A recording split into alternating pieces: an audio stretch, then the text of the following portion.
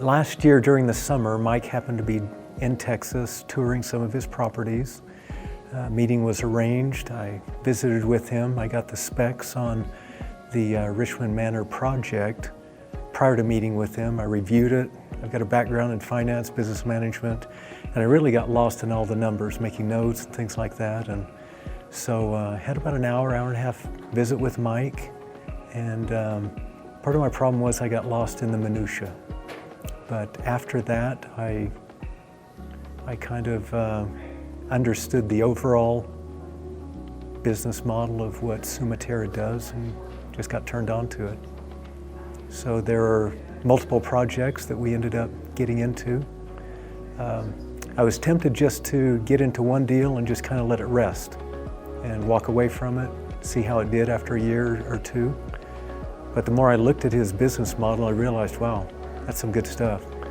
So had some additional family members that wanted to get into a deal that didn't get into the first deal with us.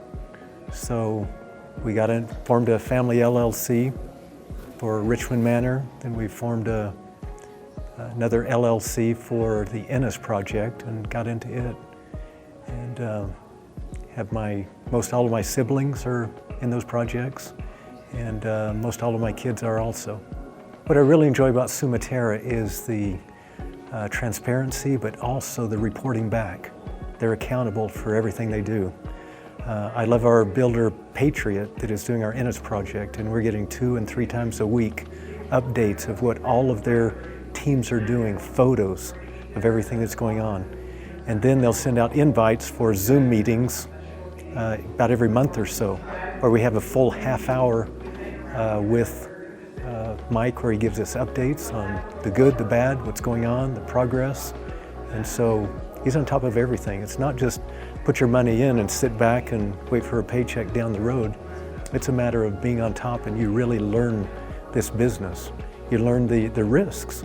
I mean, it's not risk-free, but then also the huge upside of seeing how things are going well and how rents are continuing to go up, and the demand for single family is just really going up. So we're glad we're in multiple projects.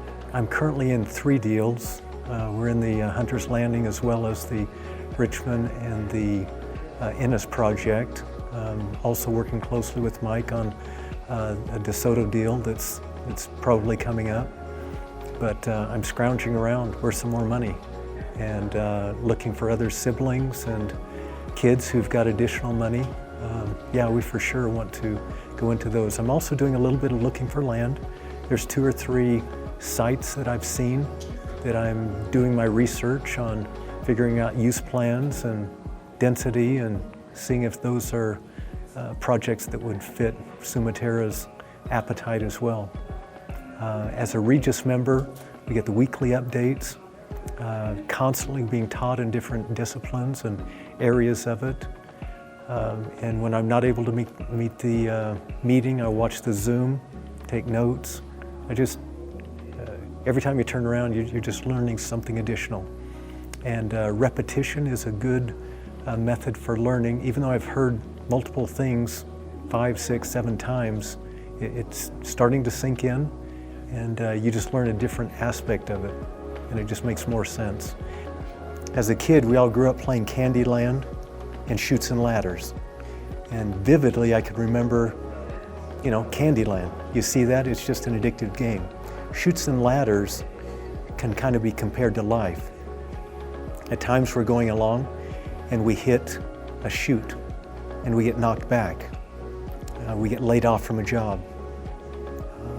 We have employment issues, financial issues, health setbacks. Business deals go south on us. All those types of things, we can pinpoint those in life. But then at the same time, occasionally we'll land on a space that'll be a ladder, and it'll vault us up in the game. And I see my introduction to Sumaterra as one of those moments where exponential changes can happen to me and my family. Because in these LLCs, I've pulled in siblings and children, and we're all going to see very handsome returns. So I'm excited to continue my association with Sumaterra that way.